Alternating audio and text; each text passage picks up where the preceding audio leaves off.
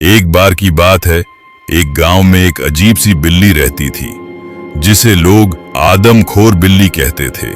गांव वाले रात में अपने दरवाजे बंद कर लेते थे क्योंकि बिल्ली के कदमों की आहट सुनकर सब डर जाते थे।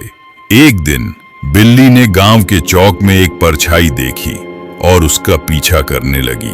वह परछाई असल में एक शरारती लड़का था जो सबको डराने के लिए बिल्ली जैसी आवाजें निकालता था। बिल्ली ने उसे पकड़ लिया और जोर से डांटा, लेकिन लड़का डर गया और उसने सच बता दिया। बिल्ली को गुस्सा आया कि उसका नाम बदनाम हो गया है, इसलिए वह चुपचाप गांव से चली गई। अगली सुबह जब लोग उठे तो सब हैरान थे कि बिल्ली गायब थी और गांव में शांति थी। तब गांव वालों को एहसास हुआ कि असली डर बिल्ली का नहीं बल्कि अफवाहों का था। इस तरह आदमखोर बिल्ली की कहानी एक राज बनकर रह गई।